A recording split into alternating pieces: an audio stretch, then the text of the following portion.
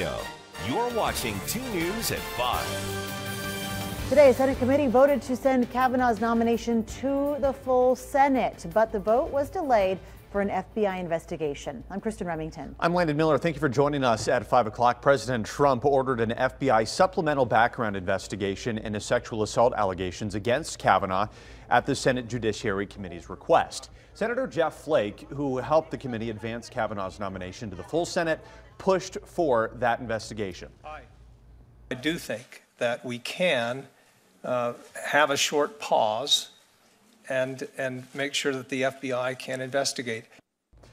In separate statements, Judge Kavanaugh says that he will cooperate with the investigation, and his accused, Dr. Blasey Ford, says that she welcomes this step in the process, the one who he's accused of. Now, the FBI has to complete the investigation by a week from today. Now, neither of Nevada's senators is on the Judiciary Committee, but they've been watching the Kavanaugh hearings very closely, like so many others. They'll likely have their chance to vote on Kavanaugh's confirmation next week. Paul Nelson joins us live in the newsroom with our senators' thoughts on the latest developments. And Paul, does the judiciary vote change anything for them? A lot going on here. Yeah, not really, Landon. Senator Cortez Masto says she'll be a no vote regardless of what turns up in the FBI investigation. Senator Heller has backed Kavanaugh since he met him back in July, and he expects to vote in favor of the judge. It's still unclear whether Judge Brett Kavanaugh will be the next justice of the United States Supreme Court. But one thing's for certain, he'll get little to no support from Democrats, including Senator Catherine Cortez Masto. I think he will look to overturn Roe versus Wade. I have concerns about his writings and I think even in speaking, he has talked about the executive branch being the supreme power. Cortez Masto will be one of 100 senators to vote on Kavanaugh's confirmation and agrees with Senator Jeff Flake that an FBI investigation is needed before the issue comes to the floor.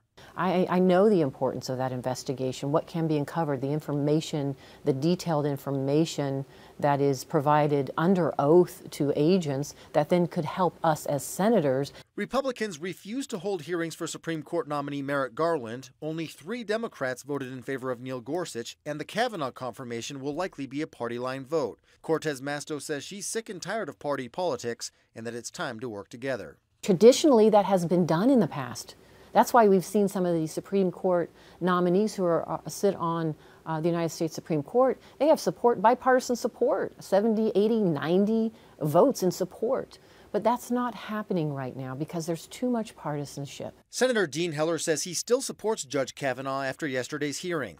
In a statement, he said in part, quote, "While I am extremely disappointed by the way that Democrats approached the allegations and by the resulting media circus that ensued, I am supportive of the administration's decision to request a supplemental FBI background investigation that must be completed 1 week from today."